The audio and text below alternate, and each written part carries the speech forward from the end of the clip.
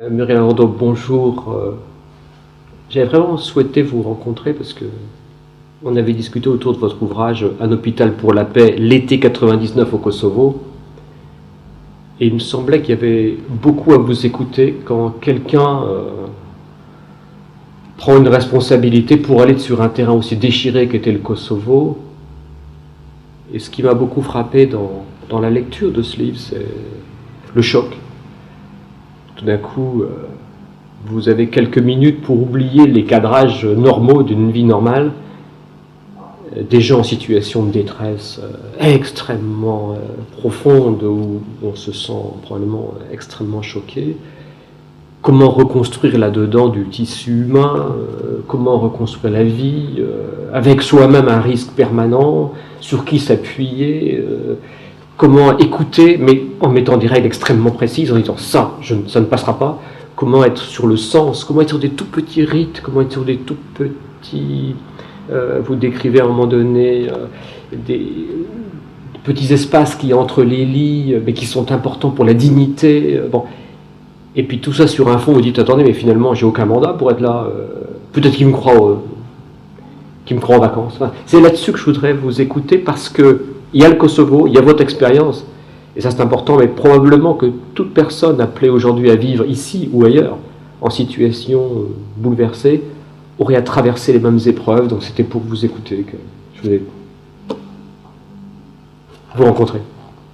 Eh bien, merci de me donner la parole sur un sujet qui me tient beaucoup à cœur. En fait, je suis partie dans cette aventure un petit peu par hasard, et puis parce que j'avais besoin de faire autre chose de ma vie et de donner un autre sens à ma vie. J'ai toujours pensé qu'il était... je suis une femme de combat, hein, mais c'est très facile dans notre société, en France, en paix, une société quand même assez florissante, d'avoir des convictions et de se battre pour ces convictions. On n'a finalement rien à perdre. En plus, moi je suis dans la fonction publique, j'ai d'autant moins à perdre.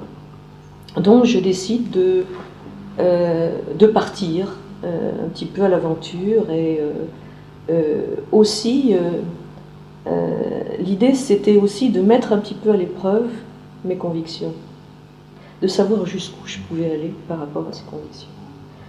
Voilà, et le hasard me conduit d'abord dans un camp de réfugiés, donc en Albanie, et là, j'ai l'impression d'abord d'arriver dans un camp de concentration, c'est ma première impression, une impression terrible. Et dans ce camp de réfugiés, il n'y a que des femmes et des enfants, très peu d'hommes, parce qu'ils sont restés dans les montagnes de Butcheka, où ils ont été tués. Et là, je me trouve à la tête d'une toute petite équipe. Je n'ai jamais fait d'humanitaire, c'est ma première mission humanitaire, et je suis chef de mission. Donc c'est très difficile, parce qu'on est une équipe d'une dizaine de personnes, et il faut faire face à la pénurie. Il faut prendre en charge, je crois que c'était à peu près autour de 750 personnes, les prendre en charge sur tous les plans, sur le plan de la nourriture, de l'habillement, de la santé. On est à 1000 lieues d'un hôpital, puisque Tirana est très loin et en plus très peu équipé pour soigner les gens. Donc il faut faire de la bobologie, il faut être à la fois infirmier, il faut être à la fois psychothérapeute. Il faut tenter de rentrer en communication avec des gens dont je ne connais pas la langue, donc c'est très difficile. Et ma façon de rentrer en communication avec eux, c'est de leur sourire, c'est de les toucher, c'est de les réconforter, c'est d'aller prendre un petit café turc avec eux entre des lits de camp, c'est d'essayer de comprendre leur souffrance. Et puis aussi de leur apporter un peu de plaisir, de restaurer l'humanité.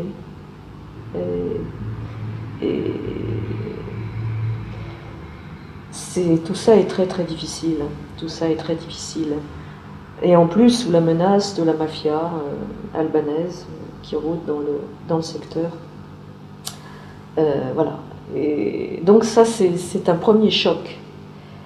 Et je ressens la guerre, mais en décalé, puisque on reçoit là des gens qui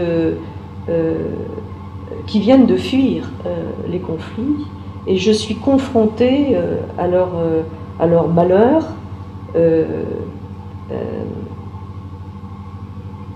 mais en décalé. J'ai une appréhension encore très, très éloignée de la guerre. Et puis, d'un moment à l'autre, on me demande de partir donc, à Mitrovica, au Kosovo. Je n'ai aucune information sur le secteur, à part ce qu'on entend un petit peu, ce qu'on apprend par les militaires ou les humanitaires qui passent par, qui viennent nous voir au camp.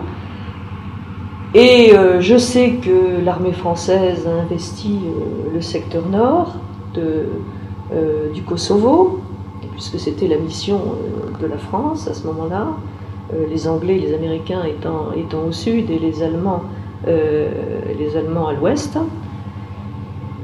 Et donc, je pars alors vraiment à l'aventure, sachant qu'il y a encore des tireurs qui sont embusqués dans tous les coins, qu'il y a des mines partout. On a beaucoup de mal d'ailleurs à trouver un chauffeur pour nous rendre dans le secteur. Et on traverse donc l'Albanie avec le risque de la mafia et de se faire dévaliser, voire assassiner ou pour ma part violer. Et puis au Kosovo avec le risque donc des mines et puis des tireurs embusqués. Bon, tant bien que mal, j'arrive à Mitrovica avec je ne sais pas trop comment, enfin on y arrive. Et puis là, c'est la guerre. Là, c'est la destruction, en tout cas pour la moitié de la ville. Et comme je le dis dans le livre, j'ai l'impression d'arriver dans un décor de cinéma, celui du soldat Ryan, avec son lot de destruction. Alors, destruction totale au sud de la ville, puisque la ville est en grande partie albanaise, et au nord de la ville, destruction ciblée. Et là, je prends la mesure du conflit, en fait. C'est-à-dire que tout ce qui est albanais est détruit, tout ce qui est serbe reste debout. C'est totalement manichéen. Pour moi, au départ, les blancs et les bons sont du côté albanais. Et puis les mauvais, les assassins, ce sont les Serbes. Ceci dit, je sais par expérience que c'est pas comme ça qu'il faut voir les choses. Hein. Donc je vais rester un petit peu, enfin même beaucoup au-dessus des partis. Et quand j'arrive dans la zone serbe, je rencontre donc Jean-Louis Machuron, qui est responsable de la cellule d'urgence du Quai d'Orsay. Et je lui demande ce qu'on peut faire pour les enfants sur le secteur. Et puis écoute, c'est trop tôt pour l'instant, puisque les réfugiés ne sont même pas encore revenus sur la ville était quasiment déserte. Et puis, je ne sais pas comment, et parce que je n'avais pas dit que j'étais directeur d'hôpital dans ma vie civile, et donc il me dit, écoute, j'ai appris que tu étais directeur d'hôpital, et là, on a une mission à te proposer. Tu vas aller faire une évaluation à l'hôpital de Mitrovica, qui est donc situé sur la zone serbe. C'est le seul hôpital de la ville. Il faut faire une mission d'évaluation par rapport à leur équipement, à leurs besoins en médicaments, etc. Et puis aussi, sache qu'on est en train de négocier avec les Serbes et les Albanais pour refaire revenir les Albanais, les médecins, les soignants albanais sur cet hôpital, afin de soigner dans les jours qui viennent non seulement les Serbes qui sont sur le secteur, mais aussi les Albanais qui vont revenir des camps de réfugiés, puisque c'est le seul hôpital qui soit disponible. Bien, je vais faire l'évaluation, et puis à la suite de l'évaluation, on me dit, écoute, c'est parfait, on va te confier une mission impossible, tu as quelques heures pour nous rendre ta réponse, voilà, il faudrait que tu diriges tout simplement cet hôpital, en tant qu'administrateur civil, sans mandat, évidemment. Alors il faut savoir qu'à ce moment-là, le contexte est quand même très, très difficile, puisque le conflit vient juste de se terminer, les institutions du pays n'existent plus, il n'y a plus de loi ni de réglementation, en principe c'est la loi yougoslave qui s'applique, seulement aucun d'entre nous, ni les militaires, ni les civils, ni les humanitaires, etc., ne connaissons ces lois. Et puis c'est un pays qui est totalement explosé sur le plan des institutions. Donc par conséquent, on n'a plus de règles auxquelles se raccrocher. Ça c'est la première chose. Deuxième chose, c'est que les gens, on me demande de faire travailler des gens ensemble qui se haïssent, qui ont des morts sur la conscience les uns et les autres. Et là, on peut dire que les morts sont assez bien répartis, parce qu'il y a 2/3 dans les fosses communes, nous retrouvons 2/3 d'Albanais et 1/3 de Serbes. C'est pas une grande majorité d'Albanais, il y a aussi des Serbes, suite à des règlements de compte, etc. Voilà, donc il y a ça, il y a cette haine. Et puis, il y a ma méconnaissance du contexte politique, ma méconnaissance d'une situation de guerre, ma peur de ne pas être à la hauteur, la solitude, puisque dans l'hôpital, il n'y a qu'un médecin militaire quand j'arrive, avec quelques soldats, infirmiers, qui sont là, et il n'y a personne d'autre. C'est un hôpital important à l'origine, même si quand j'arrive, il n'y a plus que, je crois qu'il y avait une centaine de patients, alors que c'est un hôpital qui était censé recevoir à peu près 600 patients, 650. Voilà, et une situation de pénurie totale, parce que quand je fais l'évaluation, il y a d'abord des déchets militaires un peu partout, des déchets hospitaliers, comme ça, même le sol qu'on tente, qu'on brûle, juste derrière les bâtiments où sont hospitalisés des gens en cardiologie qui ont des problèmes pulmonaires ou cardiaques, etc. Il y a des cadavres qui sont en décomposition dans un petit cabanon qui sert de morgue. Il y a des médicaments qui sont périmés totalement. Il n'y a même plus de désinfectant, d'eau de javel pour nettoyer à la fois les instruments, les sols, etc.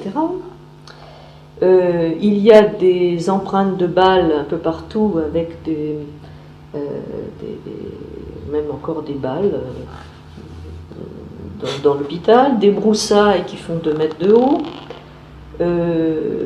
Il n'y a pratiquement plus d'eau dans les services, notamment en gynécologie, avec une pompe à eau qui est totalement out, de l'électricité qui est coupée en grande partie dans la journée, parce qu'il se trouve que les centrales électriques se trouvent encore à Belgrade, et que donc Milosevic, qui est encore en place, eh bien, coupe l'électricité du Kosovo. Et quand il n'y a pas d'électricité, les pompes à eau ne se mettent pas en fonctionnement, donc il n'y a plus d'eau. Donc nous avons des patients qui meurent sur les tables d'opération. Plus de sang pour les transfusions sanguines, alors qu'on a besoin de beaucoup de sang, parce qu'il y a des gens qui sautent sur les mines ou qui sont tués à bout portant, soit par balle, soit par arme blanche. Enfin voilà, donc c'est une situation totalement inédite pour un directeur d'hôpital français.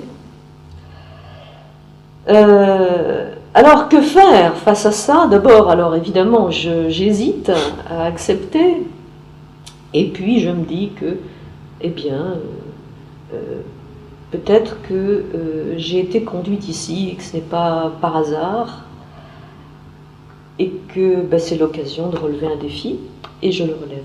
Donc j'accepte, avec l'accord du ministère des Affaires étrangères et de Bernard Kouchner, qui arrivait quelques jours après moi au Kosovo, donc mandaté par l'ONU pour gouverner le Kosovo.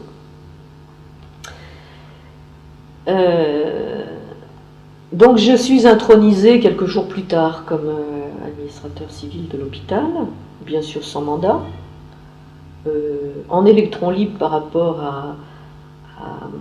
à mon administration, qui n'est même pas au courant que je suis désormais administrateur civil de l'hôpital, qui sera au courant que par hasard plus tard. Donc s'il m'arrive quoi que ce soit, je ne suis absolument pas couverte. Je n'ai pas été mise à disposition du ministère des Affaires étrangères, je ne travaille pas pour l'ONU. Enfin, tout ça est... Je suis sur une... Comme je le dis dans mon livre, sur un fil, complètement suspendu, à ce qui peut arriver, et j'y vais. Je fonce. Je fonce. Alors comment faire quand il n'y a pas de règles, quand on est dans une situation de pénurie? Alors pour la pénurie, ça s'arrange un peu parce que les ONG commencent à arriver sur place. Donc progressivement, eh bien, je vais avoir quelques pains pour nourrir un peu mes patients. Les médicaments, j'en ai aussi par Médecins sans frontières ou Pharmaciens sans frontières, etc. Bon, au niveau matériel, on s'en sort un petit peu. Le problème, c'est de faire cohabiter les Serbes et les Albanais, étant entendu que dans l'hôpital, quand j'arrive, il y a peut-être 500 ou 600 Serbes qui travaillent, et on réintroduit, donc on fait arriver dans l'hôpital 163 Albanais qui étaient là avant le conflit. Les Albanais traversent le pont sous escorte militaire, et bien sûr il faut assurer leur protection à l'intérieur de l'hôpital. Leur protection et la protection des Serbes, puisqu'ils ont peur les uns des autres. Et ça, c'est quelque chose de terrible, dont j'ai beaucoup de mal à mesurer l'ampleur au départ. Parce que pour moi, c'est inimaginable qu'on puisse se haïr au point de pouvoir s'entretuer dans un hôpital quand on est soigné, quoi. Et ils ont peur les uns des autres. Donc ma première mission, c'est d'assurer leur sécurité. Donc je le fais avec l'aide de l'armée. Pas tout de suite, puisque l'armée, au départ, me donne un véhicule blindé, et puis ensuite j'en ai 2, et puis une unité de 30 hommes, progressivement, qui arrivent dans l'hôpital, et des hommes qui sont là pour assurer la sécurité. Mais ceci dit, bon, la nuit, ils ont peur de se faire tuer, et les patients ont peur aussi. Donc chaque jour, je dois régler des conflits. Alors, ma pratique, enfin au niveau du management, ce que je fais, c'est que chaque jour, j'arrive dans l'hôpital, chaque matin, et je fais le tour des services. Et là, je règle les conflits au fur et à mesure. Et ça me paraît important. Je règle les conflits au fur et à mesure. Je n'attends pas que les choses s'enveniment ou dégénèrent. Ensuite, j'essaie d'instaurer des règles, puisqu'il n'y a plus de règles. Il n'y a plus de règles, donc j'essaie d'instaurer des règles. Alors je parle par exemple du rituel du petit café le matin. En fait, c'est un café turc.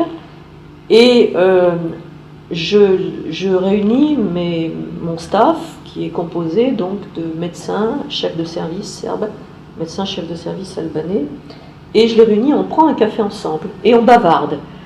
Et j'essaie de, comment dire, de mettre un petit peu de dire des plaisanteries, enfin, comment dire, de mettre les choses, de les replacer à un autre degré, de ne pas les laisser au premier degré, mais de les replacer au deuxième ou troisième degré.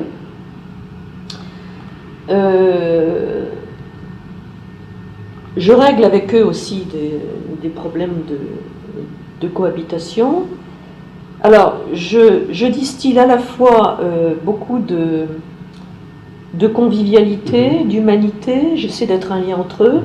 Parfois même, je leur prends la main et je leur fais se serrer la main. Je les fais se toucher. Ça a été pour moi quelque chose d'important. Ça me venait naturellement. Naturellement. J'étais un lien, comme un espèce de... Je rétablissais le courant entre eux. Ensuite, je les faisais je faisais en sorte qu'ils communiquent à nouveau, qu'ils se parlent à nouveau. Puisque c'est des gens qui se parlaient avant, qui travaillaient ensemble avant.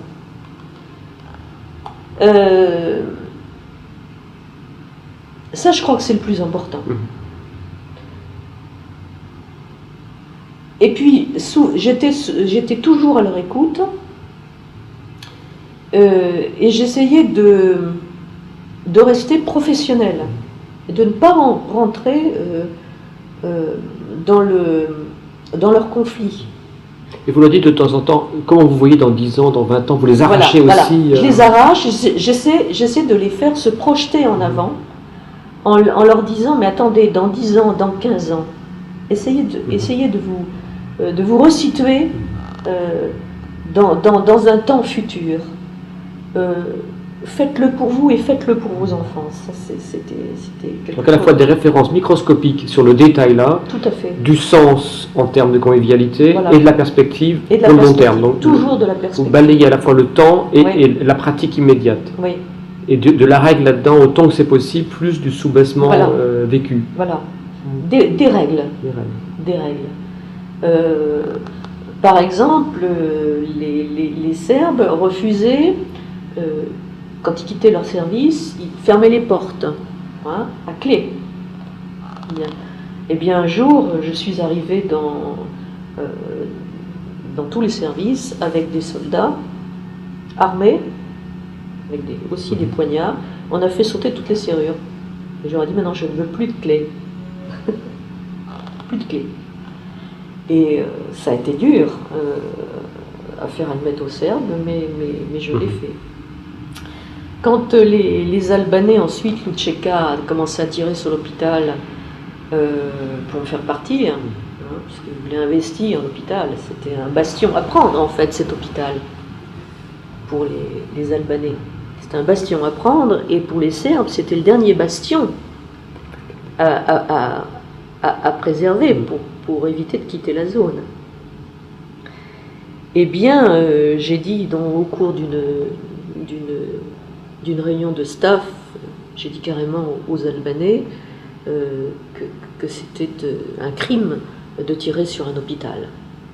Et là, ils m'ont dit, mais tu nous accuses de tirer sur l'hôpital. Je leur ai dit, oui, effectivement, j'accuse les extrémistes albanais de tirer sur l'hôpital. Je ne les ai jamais ménagés, ni d'un côté, ni de l'autre. Et on n'a pas à un moment donné une espèce de doute qui se met en place, mais pourquoi pas 2 hôpitaux, puis c'est mission impossible, elle est vraiment impossible. Oui, non, mais c'est vrai que cette question, je me la suis posée. Bon, j'avais une mission, c'était d'essayer au moins de les faire cohabiter. On a essayé à l'hôpital, on a essayé ailleurs, on a essayé à la caserne de pompiers, on a essayé à la centrale électrique, on a essayé aussi dans des écoles. On pensait qu'on allait faire des petits bastions de réconciliation qui feraient ensuite tache d'huile sur l'ensemble du Kosovo. Et Bernard Kouchner avait mis ça en avant. C'est pour ça que l'hôpital est devenu un symbole pour l'ensemble du Kosovo. Bon, il en a fait un symbole. D'abord, j'en ai fait un symbole en quelques jours.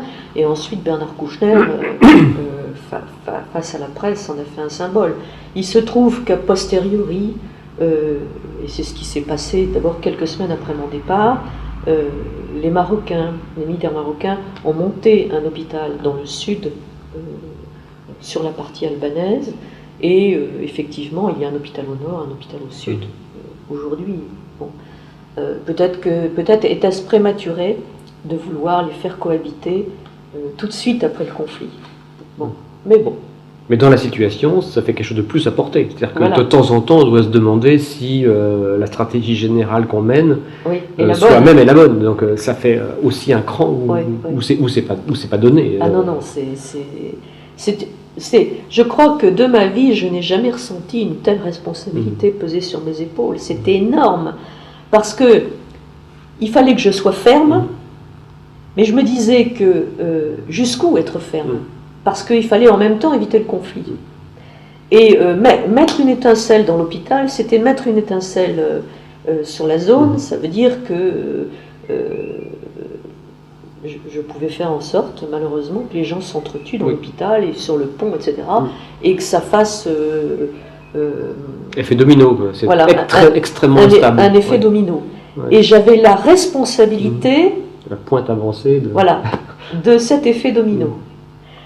Et parfois, j'allais m'épancher un petit peu auprès du général Kuch, qui commandait la place du Mitrovica, en lui disant « Mais général, je ne vais pas y arriver, je doute, etc. » Mais il me disait « Mais ce que vous faites est admirable, on est tous en admiration devant vous, mais vous pouvez échouer, et on peut tous échouer, et même si malheureusement ça s'envenimait et ça débouchait sur une tuerie, eh bien, sachez que vous ne seriez pas responsable. » Et moi, je ne pouvais pas m'empêcher de penser qu'une erreur pourrait être fatale et déclencher un conflit. C'est terrible, ça.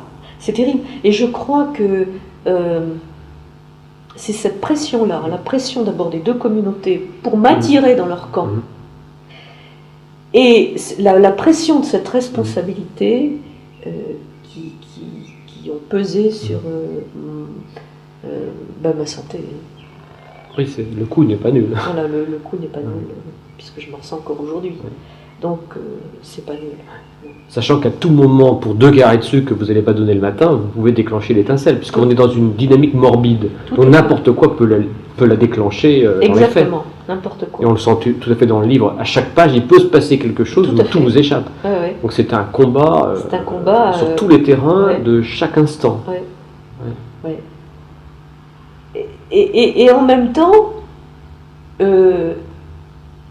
d'abord, quand je suis partie, quand ils ont su, les uns et les autres, que je partais, ils ont tout fait pour me retenir. Aussi bien les Serbes que les Albanais ne voulaient pas que je parte. Parce qu'ils savaient que si je partais, la ville serait coupée en deux. Et quand je suis revenue 3 ans après, ils m'ont dit « Il faut que tu reviennes parce qu'il n'y a que toi qui peut être un lien entre nous. Il n'y a que toi qui peux rapprocher les deux rives. » Et c'est pourquoi la symbolique du pont est importante. Parce que le pont de Mitrovica, c'était un pont qui a divisé, dont on a parlé, qui a été aussi médiatisé ou plus médiatisé encore que l'hôpital. Et en même temps, ce pont, on rêvait d'en faire un symbole de paix. Et moi, j'ai rêvé de faire un pont entre les Serbes et les Albanais. Et quelque part, je crois que je suis un peu le pont entre les Serbes et les Albanais, puisque j'ai toujours des nouvelles aujourd'hui, des uns et des autres, et d'excellentes relations avec les uns et les autres. Mais alors, ce qu'on ressent peut-être quelque part, le plus déstabilisant, j'ai déjà entendu ça, là, du côté de victimes, en disant la situation est extrêmement difficile, pour moi c'est épouvantable, je ne dors pas, on mange la peine, et puis moi, je peux me faire descendre à tout moment. Oui. Mais le plus déstabilisant, c'est de sentir que par derrière du volet institutionnel, il n'y a rien. Voilà.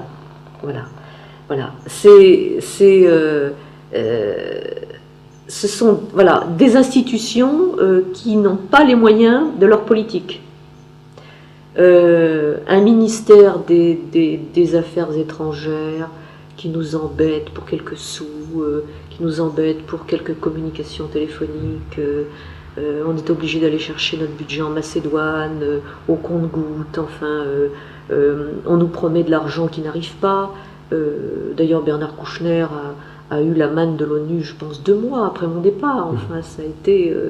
on ne se sent pas soutenu. Moi, je n'avais aucune ligne politique. Je ne savais pas quelle était la politique de la France sur le secteur. Et il n'y en avait pas. Et j'en ai eu confirmation quand je suis revenue, puisque j'ai rencontré des gens du ministère des Affaires étrangères. Je leur ai posé la question, mais ils m'ont dit, mais oui, effectivement, vous avez raison, vous avez essuyé les plâtres. Vous avez essuyé les plâtres. Et avec mes camarades du Quai d'Orsay, qui d'ailleurs n'ont pas été payés pendant 6 mois, c'est quelque chose d'épouvantable, mais ça a été le cas. On a essuyé les plâtres et on était seuls. On était seuls. Et en fait, tout tenait que par notre seule volonté, notre seule personnalité. Et ça, c'est quelque chose de difficile et à la fois de grandiose. Mais c'est ahurissant parce que je pense que structurellement, on veut bien aller prendre des risques. Oui. Si quelque part on se perçoit comme étant en mission, en service commandé, avec des gens qui ont une politique, et tout d'un coup il va falloir faire le deuil de ça. Oui. Non, je prends tous ces risques, mais en gros, le message des institutions, c'est de me dire, surtout ne nous en parlez pas, parce que ça on ne sait pas faire, voilà. on ne peut pas faire, on est trop inquiet de ça. Ouais. Donc allez là-bas, mais débrouillez-vous qu'on n'entende pas. Débrouillez-vous. Et on se sent radicalement seul, et à la fin, vous allez être un Serbe et un Albanais, et vous savez qu'il n'y a personne derrière. Vous dites, mais qu'est-ce que je fais ici? Voilà, c'est ça. Et si moi je cale, il n'y a personne derrière. Il n'y a personne. Et quand je vais rentrer, même on me demandera peut-être même pas où je suis allé. Enfin... Oui, tout à fait. Tout à fait. Quand je suis rentrée, c'est moi qui ai demandé d'avoir un rendez-vous au ministère des Affaires étrangères. D'ailleurs, il faut savoir que c'est même pas le ministère des Affaires étrangères qui m'a payé un billet d'avion pour le retour. L'administration m'a dit, du ministère des Affaires étrangères, comme vous n'êtes pas parti avec nous, administrativement, vous ne pouvez pas revenir. Pardon. Alors que j'ai travaillé pour le Quai d'Orsay. J'ai travaillé pour mon pays, j'ai travaillé pour la paix, et je n'ai même pas eu droit à un billet de retour. Et c'est l'armée française qui m'a ramené en Transal. Donc j'ai fait le voyage retour avec les militaires. Je n'ai même pas eu ça. Et si je n'avais pas demandé de rendez-vous au ministère des Affaires étrangères, pour leur rendre compte de la situation, ils ne m'auraient rien demandé. Quant à mon administration, alors là, ça a été le déni le plus total.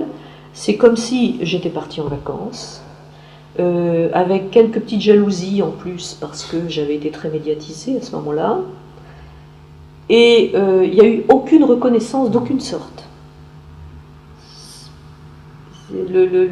Le directeur des hôpitaux, à qui j'ai demandé aussi une entrevue, m'a dit « Mais j'ai appris par hasard, par le ministre de la Coopération, que j'avais un directeur d'hôpital qui était là. Et voilà, vous auriez pu vous faire tuer. Enfin, j'étais pas au courant. Je dis, moi j'avais fait, pourtant c'est nécessaire pour que vous soyez au courant.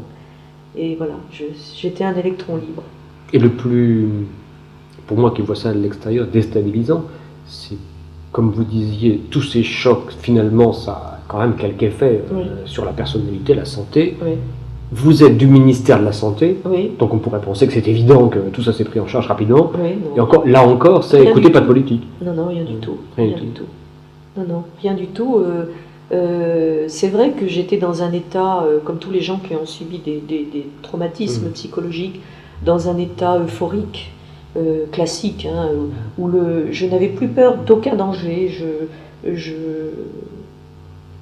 Et ici, en psychiatrie, pourtant je travaille en psychiatrie, même des amis psychiatres ne m'ont jamais dit « Écoute, tu vas pas bien, on ressent donc qu'il y a quelque chose qui ne va pas, tu devrais te faire suivre. » Voilà, donc il a fallu 3 ans avant qu'effectivement je sois prise en charge,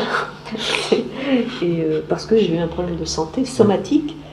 Et là, on s'est dit, ce problème de santé somatique est lié à un choc psychologique. Et aussi, le livre m'a aidé pour, un peu comme un exutoire, et m'a beaucoup aidé sur le plan thérapeutique, quoi, pour surmonter. Mais je ne suis pas encore revenue de cette histoire, je crois. J'en suis pas revenue. C'est pourquoi, 3 ans après, j'ai éprouvé le besoin de repartir là-bas. Et c'est à la suite de ce retour, 3 ans après, que je suis tombée malade, en fait. Parce que quand je suis revenue, la ville était coupée en deux, et dans un état complètement comme gélifié. Je me suis dit, mais mon Dieu, ça va... il ne faut pas grand-chose pour que tout explose. Et ça reste... Et effectivement, il y a 1 an, il y a eu 30 morts sur le pont, à nouveau. Et je pense que tout peut exploser parce que rien n'est réglé en réalité. Rien n'est réglé.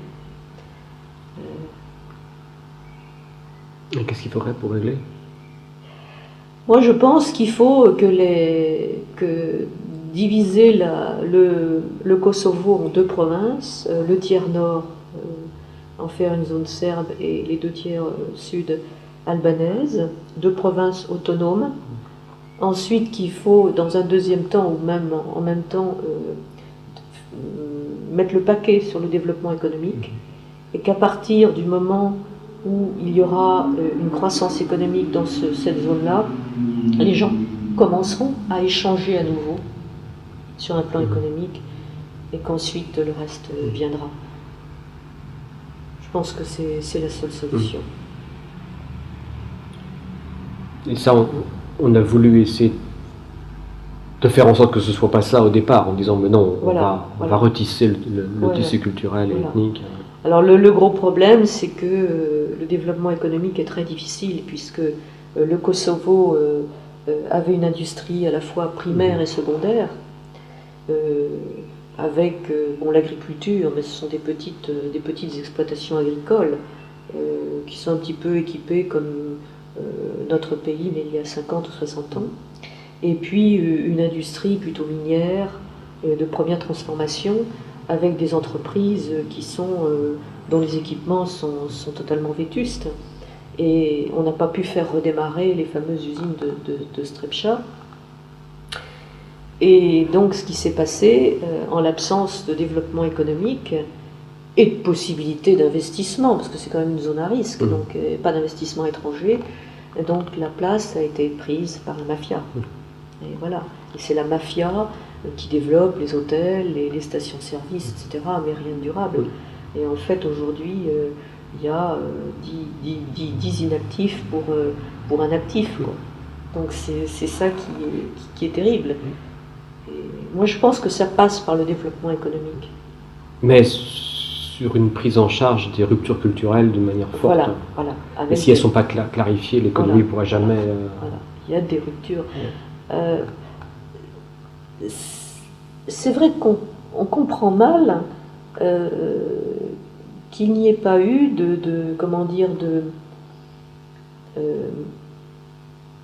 d'assimilation progressive de ces cultures. Je me pose la question dans le livre, parce qu'au fond, les Albanais, bien que musulmans, ne sont pas des gens extrémistes, ne sont pas des gens très pratiquants, d'après ce que j'ai pu en voir.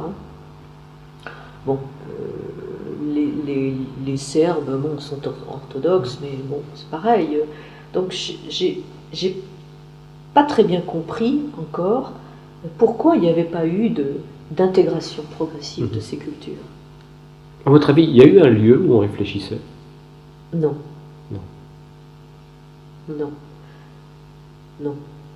Donc des gens vont envoyer l'armée, des gens vous laissent partir sans savoir que vous êtes parti, il y a un peu d'ONU par-ci, un peu d'OMS par-là, et puis tout ça devrait faire une quincaillerie qui en gros marcherait bien si jamais tout le monde y mettait du sien. Oui. Et puis si en gros ça va... Mais je ne pense pas qu'il y ait une réflexion approfondie sur le sujet pour tout le secteur des Balkans.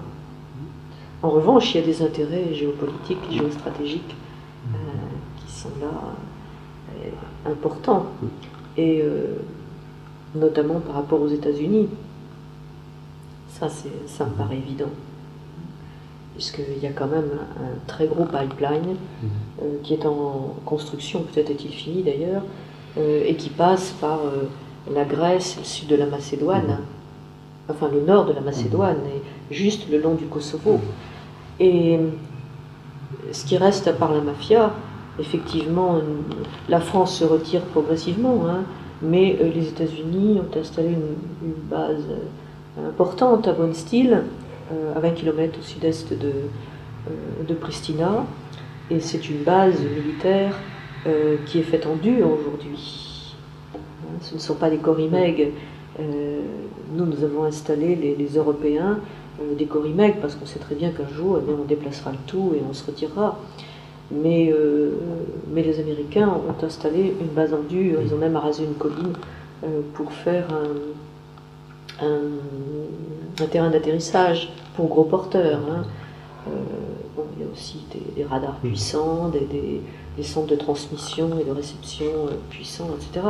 Donc ils sont bien implantés là. Alors j'avais envie peut-être, si on oublie une seconde le Kosovo, parce que j'ai vu un peu l'Argentine, ce que ça donne, des situations d'implosion dans des pays qui n'étaient pas du tout tellement dépassés économiquement, même si c'était en difficulté. Si en France on avait quelques difficultés, des gens venaient vous voir tout à fait au début d'un certain détricotage du pays, vous auriez à leur dire quoi pour se préparer à travailler là-dessus?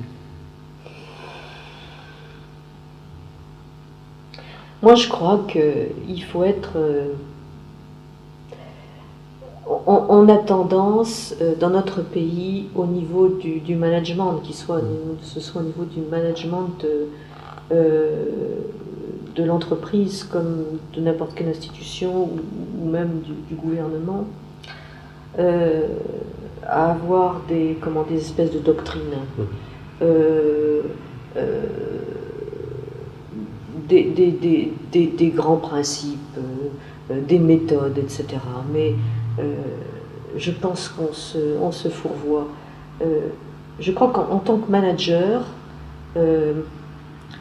on dispose d'un certain nombre d'outils, d'un côté, et de l'autre côté, on doit analyser ce qui se passe, mais pas de façon émiettée, mais de façon systémique. Et d'avoir une approche systémique, une approche plus globale des problèmes. Et puis ensuite, d'adapter les outils dont on dispose à une problématique. En fait, rester pragmatique dans sa façon d'approcher les choses. Et ce n'est pas le cas. C'est jamais le cas.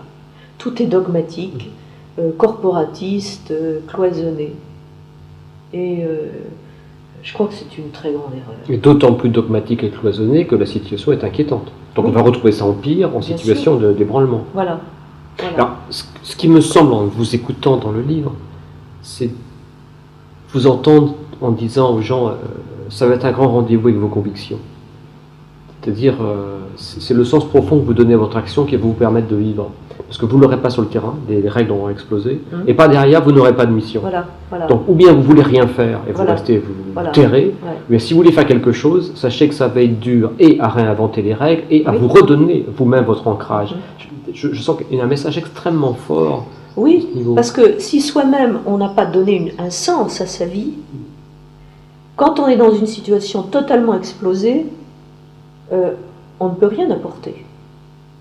On fait partie de la destruction ambiante. Mais à partir du moment où on donne un sens à sa vie, on donne un sens à son action. Quoi. Et en même temps, je reprendrai une parole de Pinault, là, dont on parle beaucoup aujourd'hui, avec sa fondation. Il dit il faut entreprendre et rêver l'impossible. Moi, je fais partie de ces gens-là, je crois.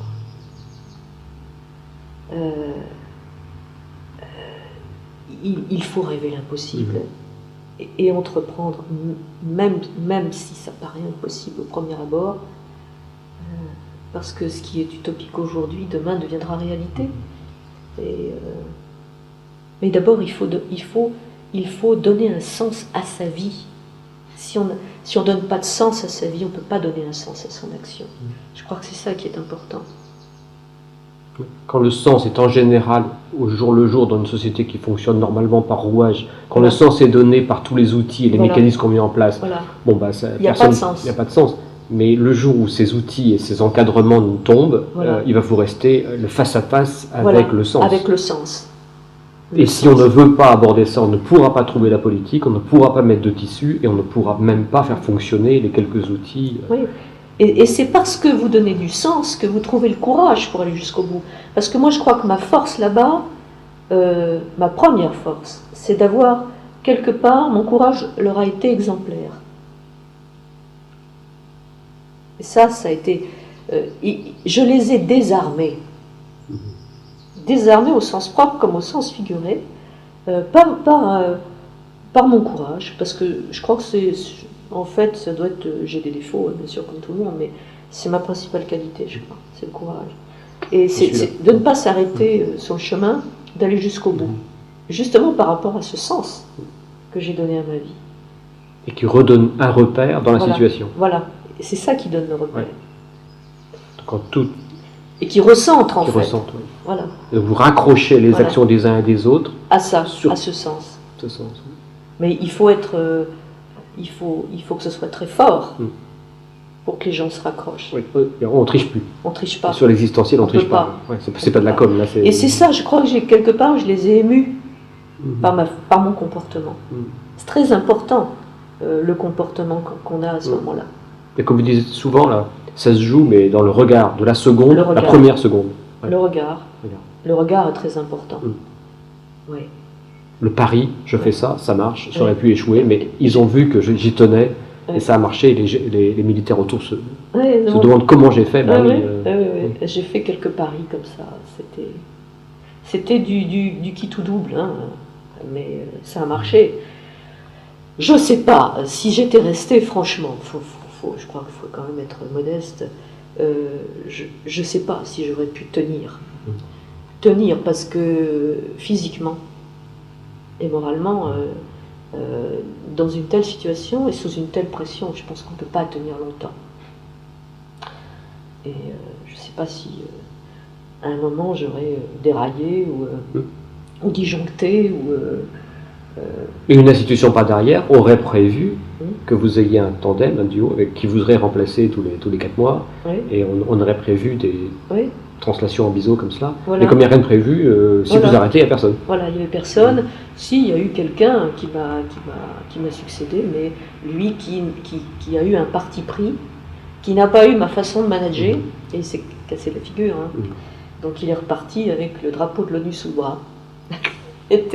Ça a été assez difficile, quoi. Non, là, l'expérience a tenu très peu de temps après. Mais moi, je ne sais pas si j'aurais pu tenir longtemps, parce que j'avais déjà bien décollé physiquement, maigri pas mal, etc. Et c'était très très dur. Une grosse épreuve. Très très grosse épreuve. Donc, peu de gens se sont rendus compte, en fait. Sauf ceux qui les ont vécus avec moi, évidemment. Et quand on se retrouve, on en parle ensemble, on vibre encore à cette idée-là, et on se comprend et on sait ce qu'on a vécu les uns les autres. Mais les gens de l'extérieur ne peuvent pas comprendre. Et probablement que c'est une défense profonde. Voilà. Le comprendre, c'est rentrer en relation avec vous, de vous rentrer dans la situation, et donc faire quelque chose qui est perçu comme étant intolérable, insupportable pour quelqu'un qui veut se protéger, quelque chose qui n'est pas normal. Quoi. Voilà. Et en même temps, ce que je dis, c'est que des liens ont été tissés entre les civils, les militaires, des gens, parce qu'on a tous... on est tous allés jusqu'au bout de notre mission. Hein. Là, je parle de moi parce qu'il s'agit, c'est le sujet, mais mes camarades civils et militaires ont été fantastiques. Il y en a qui ont été blessés. Enfin, ils ont aussi risqué leur vie, parfois aussi pour me protéger. Et ça, je leur en sais vraiment un gré. Et il restait des liens très forts entre nous. On se voit peu, hein, on communique peu, mais on a ce qu'on appelle des liens fraternels, comme on voit un petit peu dans le film des Frères d'Armes. C'est ça en fait. Nous sommes frères d'armes pour la paix. C'est ça. Et ça, c'est indéfectible. Ça sera jusqu'à la fin de nos jours. Donc il y a ça aussi, c'est-à-dire que il y a un recentrage aussi sur l'essentiel et de l'humain. On a là-bas, en fait, j'ai vécu le pire, le plus terrible, à travers, pas moi personnellement, parce que moi c'était rien à côté de ce qu'ont vécu les Serbes et les Albanais, mais le pire, mais des crimes contre l'humanité, et en même temps le meilleur sur le plan humain, parce qu'on est allé à l'essentiel.